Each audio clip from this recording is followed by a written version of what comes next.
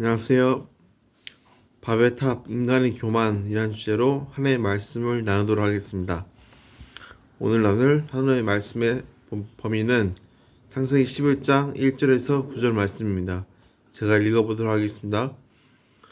온 땅의 언어가 하나요 말이 하나였더라.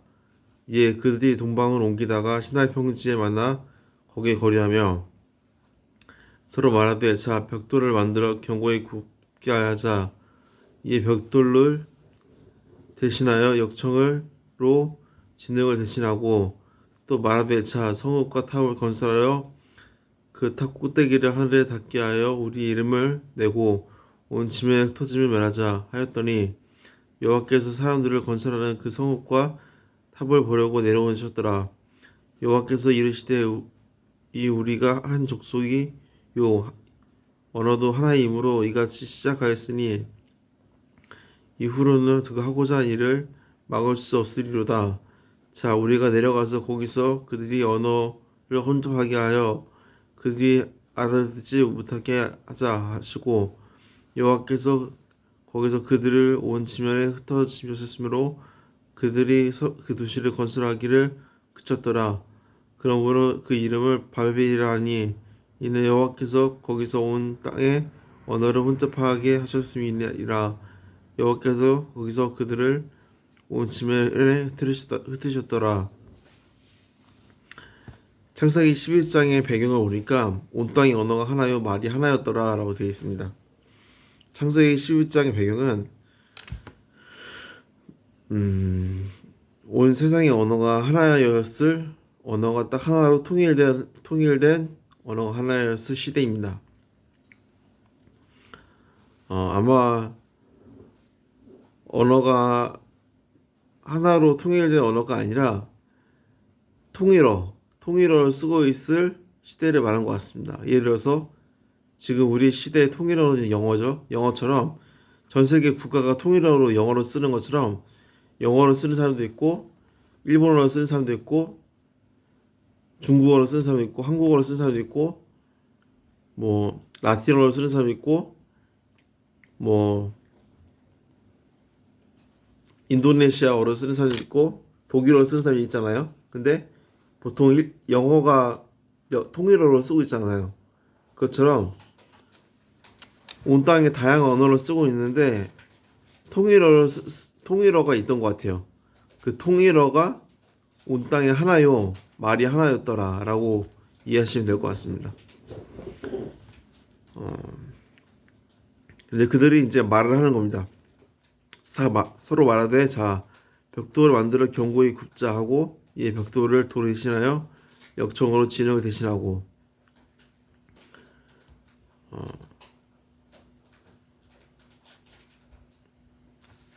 바벨탑을 건설하는데 역청으로 진흙을 대신합니다.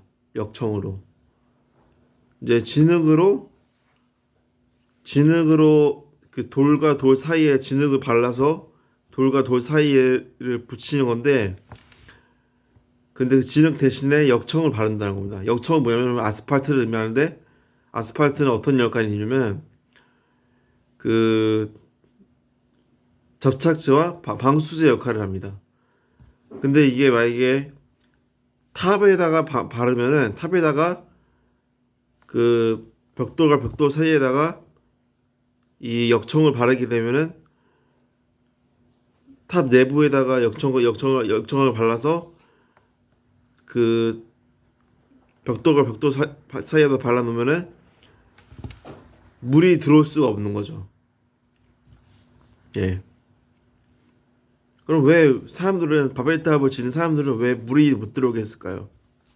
그럼 바로 하나님께서 노아 시대 때 홍수로 사람들을 멸망시켰기 때문에 그 심판에 대해서 대비하기 위해서 살아남기 위해서 준비하는 겁니다. 바벨탑 시대 사람들이 또다시 하나님께서 홍수로 인류를 쓸어버릴까봐 그 심판에 대해서 대비하기 위해서 탑을 아주 높게 쌓고 홍수가 있더라도 다시 한번 있더라도 살아남을 정도로 아주 높게 쌓고, 그리고 역청으로 탑을 쌓아서 방수제 역할을 하는 역청으로 탑을 쌓아서 탑이 무너지지 않고 그렇게 하는 겁니다.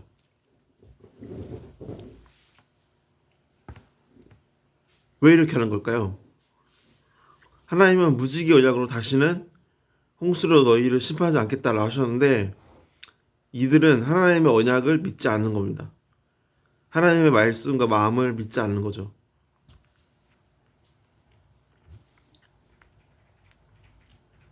사절에또 말하되, 자 성읍과 탑을 건설하여 그 탑 꼭대기를 하늘에 닿게 하여 우리 이름을 내고 온 지면 흩어지며 멸하게 하자 하였더니, 자 성읍과 탑을 건설하여 그 탑 꼭대기를 하늘에 닿게 하여 우리 이름을 내고 우리 이름을 하늘에 닿게 하자라는 겁니다. 이게 무슨 말이냐면, 우리 이름을 하늘에 닿게 하자라는 거는 우리 이름을 하늘에 닿게 하자, 하늘에 닿게 하자라는 건 뭐냐면,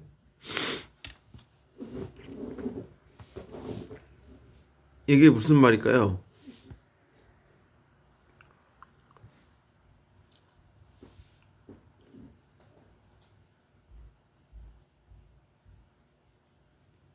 일단 먼저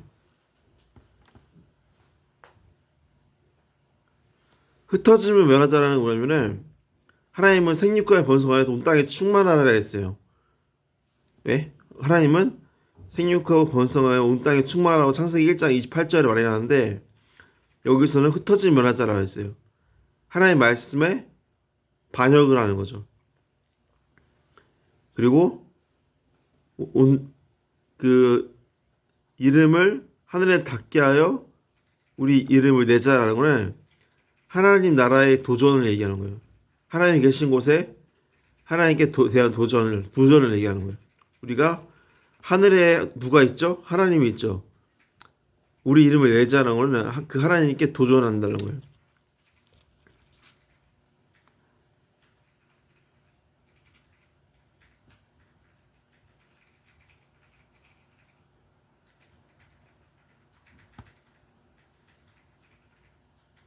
근데 5절에 여호와께서 그 사람들이 건설하는 성읍과 탑을 보려고 내려오셨더라.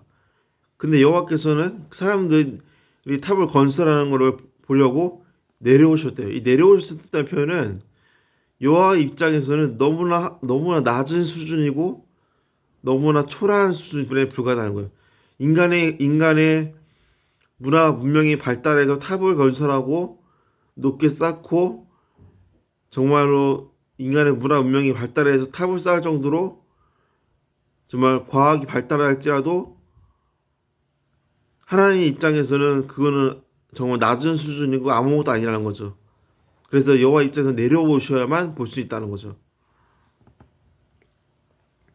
그래서 여호와께서는 그들의 언어를 하나로 흩으시고, 하나로 흩으신 게 아니라 그 여러 개로 흩으시고 그들이 말에 알아듣지 못하게 하십니다. 그래서 탑을 쌓는 것을 중단시키십니다. 그래서 그 이름을 그 탑의 이름을 바벨이라고 지으십니다.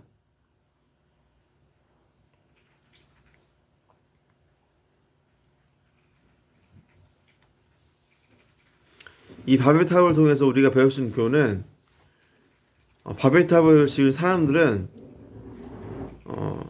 일단 하나님이 생육하고 번성하라는 말씀, 하나님 나라 건설에 대한 하나님의 비전에 대한 하나님의 계획에 대해서 하나님의 태초의 하나님 계획에 대해서 반항심을 가졌고, 그리고 하나님의 이름을 닫게 해서 우리 이름을 냈자는 것은 하나님께 대한 도전심을 가졌어요. 하나님께 대한 도전심을 가졌어요.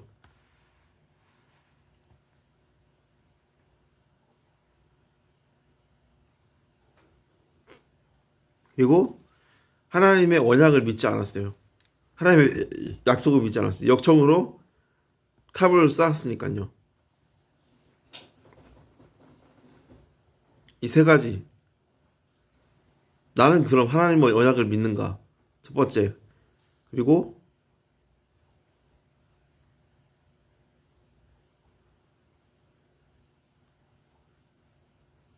그리고